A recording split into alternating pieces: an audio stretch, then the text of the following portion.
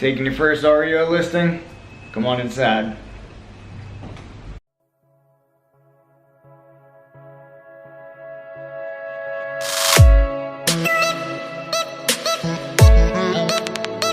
After your initial inspection, once you know that the property is vacant, the first thing I do 3 different things. The first walkthrough is recon. So I'm gonna come through the house and just take a look, make sure that we don't have any squatters, make sure we don't have anybody unnecessarily in this property when they shouldn't be in this property. We also wanna make sure there's nothing living in here, no snakes, no animals, no raccoons, no dogs. You just never know what you're gonna walk into in some of these properties. So we're gonna just quickly scout this property, make sure we don't come across anybody or anything. Can be a little dicey sometimes. Normally we do this in teams. And also many times I'll have some sort of protection, whether I'm armed with something or some kind of mace or spray of some sort. Because again, you just don't know what you're walking into at some of these. We got a garage door open, could be a little sketch. Hello? Also got an attic up here. Attic is opened up.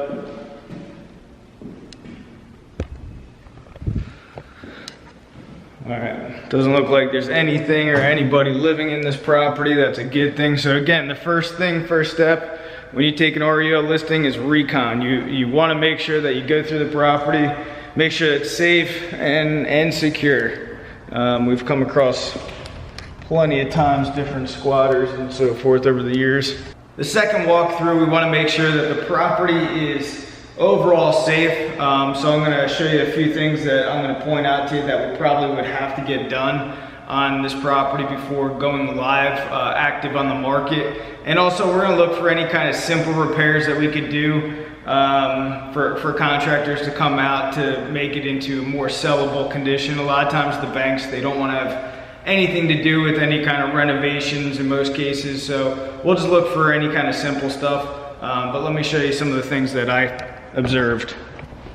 The biggest thing is this pool.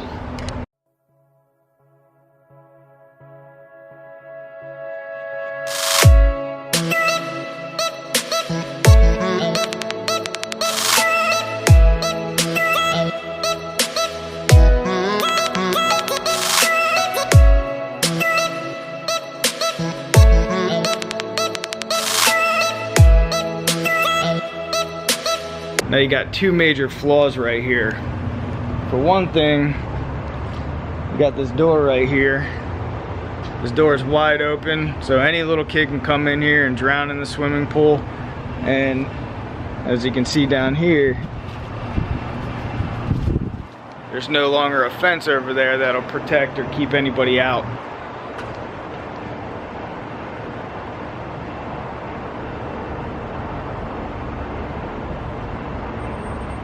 So if you look, I can just walk right into this pool area.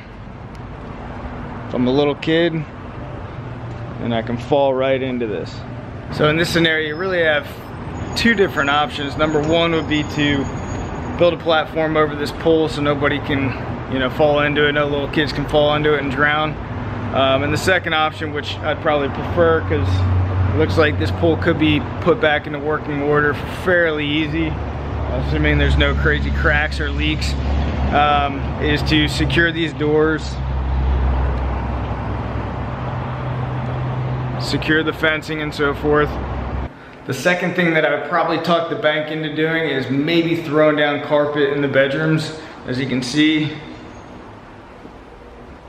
there is no carpet in the bedrooms. We do have tile in the wet or main areas. There's tile in this big room over here.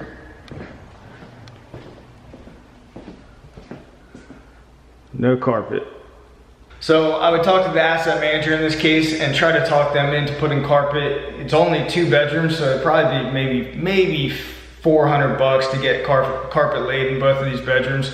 The reason why I would want to do that is because it's going to be more favorable for financing. So many lenders are not going to finance anybody, especially like FHA and so forth, where it's not completely 100% livable. So if the bank decides to drop, say, $300-400 on some carpet, we should be able to open up to a larger pool of buyers. That's assuming we can get this pool in working order. Also, I'm always constantly looking around to see if there's any broken windows. If there are, we have to replace the windows or at least board them up. Everything looks pretty tight and secure here, but there's no broken glass, no major hazards. So you know, it should be pretty safe for people to come through. But if there's anything major where there's any kind of glass and where anybody could get hurt, then we'd want to have somebody come out and do some sort of trash out. The pool does have some, if you take a look, it does have some issues with the pavers, with some sinking a little bit, so that could be a hazard for people walking around the pool. So the pool guy is gonna have to take a serious look at that. That could be a cause of a leak as well, which would be no good. Now, we've had some REO properties, some REO listings where these properties were in such bad shape where the roof's caving in, there's heavy mold, and it's almost beyond repair. So in those circumstances, we would actually have this would be attached to the supplements in the MLS, and a waiver where the buyer's agent as well as the buyer both have to sign off on this document before assessing the property, and it's a waiver and release of liability to the bank. These properties are such in disrepair, some are even tear downs, but the bank's not going to assume the liability for people going into these properties. And also, you know, they're in such bad shape that, you know, where do you start in terms of making it safer and so forth. So a lot of times they just have, you know, roofs that caved in and heavy mold, and it's just a health hazard at the end of the day. And now the third thing that I do on every REO listing and any listing in general is I'm going to go through it thoroughly and figure out really the sales features of the property. I want to, you know, really point out all the good things as well as the bad things, because I want to make sure that I comp the property correctly. You know, if we don't value this thing correctly when we go live, and also when we report back to the asset manager, and if we price it too high, the asset manager is not going to be happy about it if we're not getting, you know, an offer in a timely manner. So we do want to make sure that it's priced correctly, not too high and obviously not too low where the bank loses out on equity and on the property. So with this property, hopefully we can get this pool up into working order. So I'm going to go ahead and suggest that we get that fixed up, throw the carpet down the bedrooms. They do have the brick patio out here, which is really nice. Another good feature about this property is larger bedrooms and you know, big open, wide open space in your living kitchen area, which a lot of people like in Florida, having you know, all open space in their main area, kitchen going into your living area. Overall, together, this property is in fairly decent shape. It's got some things working for it, some things that do attract or detract from the sale. I don't know if you can see back there, but this basically butts up to commercial real estate, so that is a detraction from value right there. So we do have to make note of that. Because that is going to have an effect on ultimately our pool buyers and who's going to be interested in buying this thing. And guys, be sure, if you haven't checked it out already, I'll leave a link for the clip that we did on how to list and sell REO properties in your local market. So you're going to want to check out that clip. I'll put a link there for you as well.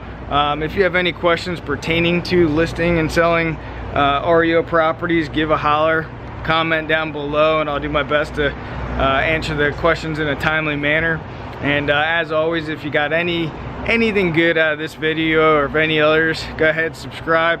I have more videos coming at you, more specifically also on REO foreclosure listings. So go ahead, subscribe, hit the bell notification, and you'll be notified every time we have a new video coming at you. I appreciate the support. Thanks a lot.